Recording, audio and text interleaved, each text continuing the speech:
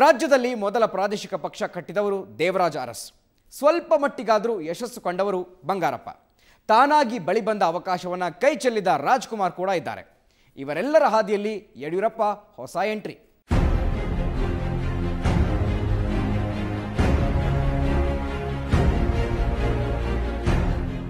ಕರ್ನಾಟಕದಲ್ಲಿ ಪ್ರಾದೇಶಿಕ ಪಕ್ಷಗಳಿಗೆ ದೊಡ್ಡ ಇತಿಹಾಸವೇ ಇದೆ.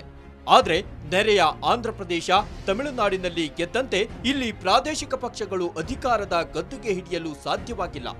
ಒಂದಂತೂ ನಿಜ, ಆಂಧ್ರ ತಮಿಳುನಾಡಿನಷ್ಟೇ ಕರ್ನಾಟಕದಲ್ಲೂ 10 ಪ್ರಾದೇಶಿಕ ಪಕ್ಷಗಳು ಉದಯಿಸಿವೆ. ಹುಟ್ಟಿದಷ್ಟೇ ವೇಗವಾಗಿ ಸಾವನ್ನಪ್ಪಿವೆ ಅನ್ನುವುದು ಇತಿಹಾಸ ಹೇಳುತ್ತಿರುವ ದುರಂತ ಕತೆ. ಕರ್ನಾಟಕದ ಪ್ರಾದೇಶಿಕ ಪಕ್ಷಗಳ ಪಟ್ಟಿಯನ್ನೊಮ್ಮೆ ನೋಡಿ. ಕ್ರಾಂತಿರಂಗ, ಕರ್ನಾಟಕ ವಿಕಾಸ ವೇದಿಕೆ, ಕರ್ನಾಟಕ ಕಾಂಗ್ರೆಸ್ ಪಕ್ಷ, ಕರ್ನಾಟಕ ಕ್ರಾಂತಿರಂಗ, ಕರ್ನಾಟಕ ನವನಿರ್ಮಾಣ ವೇದಿಕೆ, ಲೋಕಶಕ್ತಿ, ಜೆಡಿಎಸ್, ಎಬಿಪಿಜೆಡಿ, ಹೀಗೆ ದೊಡ್ಡ ಪಟ್ಟಿಯೇ ಇದೆ. ಪ್ರಾದೇಶಿಕ ಪಕ್ಷದ ಮೊದಲ ಕನಸುಗಾರ ದೇವರಾಜ ಅರಸು.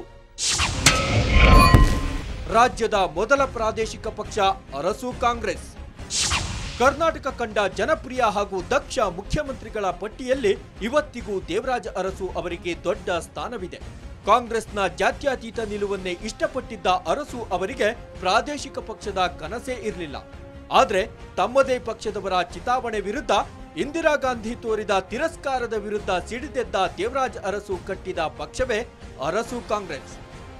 ದೇವರಾಜ ಅರಸು ಪ್ರಾದೇಶಿಕ ಪಾರ್ಟಿನ ಕಟ್ಟಲೇ ಇಲ್ಲ. ಅದು ಪರಿಸ್ಥಿತಿ ಹಾಗೆ ನಿರ್ಮಾಣ ಮಾಡಿಬಿಡ್ತಾವ್ರು. ಅವರು ಇಂದಿರಾ ಗಾಂಧಿ ಜೊತೆ ಜಗಳಾಡ್ಕೊಂಡಾಗ ಕಾಂಗ್ರೆಸ್ ಸ್ಪ್ಲಿಟ್ ಮಾಡಿ. ದೇವರಾಜ ಅರಸುಗೆ ಗೆಲುವು ಸಿಕ್ಕಲಿಲ್ಲವಾದರೂ ಕರ್ನಾಟಕದಲ್ಲಿ ಪ್ರಾದೇಶಿಕ ಪಕ್ಷಗಳಿಗೆ ಭವಿಷ್ಯವಿದೆ ಅನ್ನೋದು ಗೊತ್ತಾಗಿದ್ದೇ ಅರಸು ಅವರಿಂದ. ಆ ನಂತರ ಮತ್ತೆ ಅಂತಹ ಅವಕಾಶ ಬಂದಿದ್ದು ಡಾಕ್ಟರ್ ರಾಜ್ಕುಮಾರ್ ಅವರಿಗೆ. ಡಾಕ್ಟರ್ ರಾಜ್ ಮುಂದಿತ್ತು ಪ್ರಾದೇಶಿಕ ಪಕ್ಷ ಕಟ್ಟೋ ಅವಕಾಶ. ರಾಜಕಾರಣವೇ ಬೇಡ ಎಂದು ಬಿಟ್ಟರು ರಾಜ್ಕುಮಾರ್. ಗೋಕಾಕ್ ಚಳವಳಿಯ ಯಶಸ್ಸು ಡಾಕ್ಟರ್ ರಾಜ್ಕುಮಾರ್ ನೇತೃತ್ವದಲ್ಲಿ ಪ್ರಾದೇಶಿಕ ಪಕ್ಷ ಕಟ್ಟುವ ಪ್ರಯತ್ನಕ್ಕೆ ಶಕ್ತಿ ತುಂಬಿತ್ತು. ಇಂದಿರಾ ಗಾಂಧಿ ವಿರುದ್ಧ ಸ್ಪರ್ಧಿಸುವುದನ್ನೇ ಬಿಟ್ಟು ತಾನೊಬ್ಬ ಕಲಾವಿದ ಅಷ್ಟೇ ಎಂದಿದ್ದ ರಾಜ್ ಪ್ರಾದೇಶಿಕ ಪಕ್ಷ ಕಟ್ಟುವ ರಾಜಕೀಯಕ್ಕೂ ಬರಲಿಲ್ಲ. ರಾಜ್ಕುಮಾರನ್ನ ಮುಂದಿಟ್ಟುಕೊಂಡು ಪ್ರಾದೇಶಿಕ ಪಕ್ಷವನ್ನು ಕಟ್ಟಿ ಚುನಾವಣೆಗೆ ಎದುರಿಸಿ ಒಂದು ವೇಳೆ ಅಧಿಕಾರ ದಕ್ಕಿದ್ರೆ ರಾಜ್ಕುಮಾರ್ ದೊಡ್ಡ ವೈಫಲ್ಯವನ್ನು ಕಾಣ್ತಿದ್ರು. ಯಾಕೆ ಅಂದರೆ ರಾಜ್ಕುಮಾರ್ ಸರಳ ಜೀವಿ, ಸೂಕ್ಷ್ಮಜೀವಿ ಮೇಲಾಗಿ ಅವರನ್ನು ದುರುಪಯೋಗ ಮಾಡಿಕೊಳ್ಳುವ ಶಕ್ತಿಗಳು ಅವ್ರ ಸುತ್ತ ಇದ್ದರು. ಅದರೊಳಗೂ ಕನ್ನಡ ಚಲನಚಿತ್ರ ರಂಗದಲ್ಲೇ ಇದ್ದರು. ರಾಜ್ಕುಮಾರ್ ಆಸೆನೂ ಪಟ್ಟಿರಲಿಲ್ಲ. ತಮಿಳುನಾಡಿನಲ್ಲಿ ಎಂಜಿಆರ್, ಆಂಧ್ರ ಪ್ರದೇಶದಲ್ಲಿ NTR ರಾಜಕೀಯದಲ್ಲಿ ಯಶಸ್ಸು ಕಂಡಂತೆ ಅಣ್ಣಾ ಅವರು ಕೂಡ ಸಕ್ಸಸ್ ಆಗ್ತಿದ್ರಾ? ಪ್ರಯೋಗವೇ ನಡೆಯದ ಕಾರಣ ಅದರ ಬಗ್ಗೆ ಹೇಳೋಕೆ ಸಾಧ್ಯವೇ ಇಲ್ಲ. ಈ ಮಧ್ಯೆ ರಾಜ್ಯ ರಾಜಕಾರಣದಲ್ಲಿ ಮಹತ್ತರ ಬದಲಾವಣೆಗಳಾಗ್ತಿದ್ವು. ಅರಸು ಕಾಂಗ್ರೆಸ್ ಜನತಾ ಪರಿವಾರದಲ್ಲಿ ಸೇರಿ ಹೋಗಿತ್ತು. ಆಗ ಅಂತಹ ಅವಕಾಶ ಸಿಕ್ಕಿದ್ದು ಬಂಗಾರಪ್ಪನವರಿಗೆ. ಬಂಗಾರಪ್ಪ ಒಬ್ಬರೇ ಕಟ್ಟಿದ್ದು 3 ಪ್ರಾದೇಶಿಕ ಪಕ್ಷ. 10 ಸ್ಥಾನ ಗೆದ್ದ ಬಂಗಾರಪ್ಪನವರದ್ದೇ ಇದುವರೆಗಿನ ದಾಖಲೆ. ಈಗ ಯಡಿಯೂರಪ್ಪ ಬಿಜೆಪಿ ವಿರುದ್ಧ ಸಿಡಿದೆದ್ದಿರುವಂತೆಯೇ 1994ರಲ್ಲಿ ಬಂಗಾರಪ್ಪ ಸಿಡಿದೆದ್ದಿದ್ದರು. ಕಾಂಗ್ರೆಸ್ ವಿರುದ್ಧ ಕರ್ನಾಟಕ ಕಾಂಗ್ರೆಸ್ ಪಕ್ಷ ಕಟ್ಟಿದ್ರು.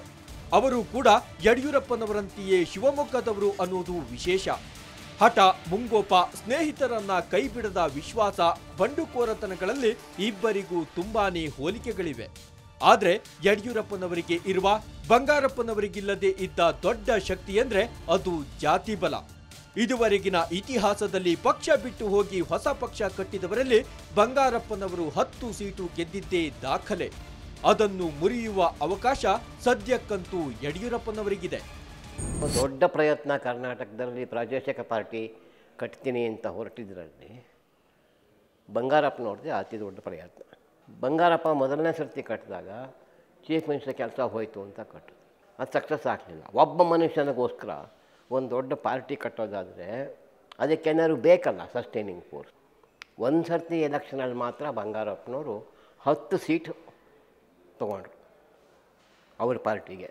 ಅದು ಬಿಟ್ಟರೆ ಮಿಕ್ಕಿದ ಎಲ್ಲ ಪ್ರಾದೇಶಿಕ ಪಾರ್ಟಿಗಳು 6, 7, 8. ನವನಿರ್ಮಾಣ ವೇದಿಕೆ ಕಟ್ಟಿದ್ದು ರಾಮಕೃಷ್ಣ ಹೆಗಡೆ. ಜನತಾದಳದಿಂದ ಉಚ್ಚಾಟನೆಗೊಂಡಾಗ ರಾಮಕೃಷ್ಣ ಹೆಗಡೆ ಕಟ್ಟಿದ ಪಕ್ಷವೇ ನವನಿರ್ಮಾಣ ವೇದಿಕೆ. ಆಮೇಲೆ ಅದು ಲೋಕಶಕ್ತಿಯಲ್ಲಿ ವಿಲೀನವಾಯಿತು. ಹೆಗಡೆಯವರಿಗೂ ಪ್ರಾದೇಶಿಕ ಪಕ್ಷ ಗೆಲುವಿನ ಸಿಹಿ ತಂದಿರಲಿಲ್ಲ. ಅವಕಾಶ ಇದ್ದರೂ ಧೈರ್ಯ ಮಾಡಲಿಲ್ಲ ಸಿದ್ದರಾಮಯ್ಯ. ಪ್ರಾದೇಶಿಕ ಪಕ್ಷ ಕಟ್ಟೋಕೆ ನಾಯಕತ್ವಕ್ಕಿಂತಲೂ ಮುಖ್ಯವಾದದ್ದು ಪರಿಸ್ಥಿತಿ ಮತ್ತು ಹಣಬಲ. ದೇವೇಗೌಡರ ಜೊತೆ ಮುನಿಸಿಕೊಂಡು ಜೆಡಿಎಸ್ ಬಿಟ್ಟಾಗ ಪರಿಸ್ಥಿತಿ ಏನೋ ಸಿದ್ದರಾಮಯ್ಯ ಪರವಾಗಿತ್ತು. ಆದರೆ ಸಿದ್ದರಾಮಯ್ಯನವರೇ ಧೈರ್ಯ ಮಾಡಲಿಲ್ಲ. ಜನ ಬೆಂಬಲವಿದ್ದರೂ ಸಿದ್ದರಾಮಯ್ಯ ಕಾಂಗ್ರೆಸ್ ತೆಕ್ಕೆಗೆ ಸೇರಿದ್ರು. ಸಿದ್ದರಾಮಯ್ಯನವರು ಒಂದು ಏನು ಹೊಸ ಪ್ರಯತ್ನ ಮಾಡಿದರು, ಅಹಿಂದ ಚಳವಳಿ. ಅಹಿಂದ ಚಳವಳಿಗೆ ಅಭೂತಪೂರ್ವವಾದಂಥ ಬೆಂಬಲ ಇಡೀ ರಾಜ್ಯದಲ್ಲಿ ನಮಗೆ ಸಿಕ್ಕಿತ್ತು. ಸೊ ಆ ಹಿನ್ನೆಲೆಯಲ್ಲಿ ನಾವು ಅಖಿಲ ಭಾರತೀಯ ಪ್ರಗತಿಪರ ಜನತಾದಳ ಅನ್ನುವಂಥ ಒಂದು ಪಕ್ಷವನ್ನು ಕಟ್ಕೊಂಡಿವಿ. ಆದರೆ ಜನರಿಂದ ನಾವು ಪಕ್ಷಕ್ಕೆ ಏನು ಬರಬೇಕಾಗಿತ್ತು ಬೆಂಬಲ, ಅದನ್ನು ಉಪಯೋಗ ಮಾಡ್ಕೊಳ್ಳೋಕ್ಕೆ ನಾವು ಹಿಂದೆ ಸರಿದೀವಿ ಹೊರತಾಗಿ ಜನರಲ್ಲಿ ಯಾವುದೋ ತಪ್ಪಿಲ್ಲ. ಆವತ್ತಾನೆ ಚುನಾವಣೆ ಬರ್ತಾಯಿತ್ತು, ಸಂಪನ್ಮೂಲದ ಕೊರತೆ ಇತ್ತು. ಆ ಕಾರಣಕ್ಕಾಗಿ ಚುನಾವಣೆ ಎದುರಿಸುವಂಥ ಶಕ್ತಿ ನಮಗೆ ಇಲ್ಲ, ಆಗೋದಿಲ್ಲ ಅನ್ನುವ ಕಾರಣಕ್ಕಾಗಿ ಅವತ್ತು ನಾವು ಈ ಪ್ರಯತ್ನವನ್ನು ಕೈಬಿಟ್ಟೆವು. ಹೀಗೆ ಒಬ್ಬಿಬ್ಬರಲ್ಲ, ಪತ್ರಕರ್ತ ಪಿ ಲಂಕೇಶ್, ಎಕೆ ಸುಬ್ಬಯ್ಯ, ರೈತ ಹೋರಾಟಗಾರ ಪ್ರೊಫೆಸರ್ ನಂಜುಂಡಸ್ವಾಮಿ, ಕನ್ನಡ ಚಳುವಳಿಗಾರ ವಾಟಾಳ ನಾಗರಾಜ್, ಜಾಣಗೆರೆ ವೆಂಕಟರಾಮಯ್ಯ, ದೇವನೂರು ಮಹದೇವ ಮತ್ತು ವಿಧಾನ ಪರಿಷತ್ ಸದಸ್ಯ ವಿಜಯ್ ಸಂಕೇಶ್ವರ್ ಕೂಡ ಪ್ರಾದೇಶಿಕ ಪಕ್ಷ ಕಟ್ಟೋ ಪ್ರಯತ್ನ ಮಾಡಿದ್ರು. ಆದ್ರೆ ಇವರ್ಯಾರಿಗೂ ಬೇರು ಮಟ್ಟದಿಂದ ಪಕ್ಷ ಕಟ್ಟುವುದೇ ಗೊತ್ತಿರಲಿಲ್ಲ. ಸದ್ಯಕ್ಕೆ ಒಂದೇ ಕಾಲಕ್ಕೆ ಎರಡೆರಡು ಪ್ರಾದೇಶಿಕ ಪಕ್ಷಗಳು ಹುಟ್ಟಿವೆ. ಸವಾಲುಗಳು ಬೆಟ್ಟದಷ್ಟಿವೆ. ಏನಾಗ್ತಾರೋ ಏನೋ.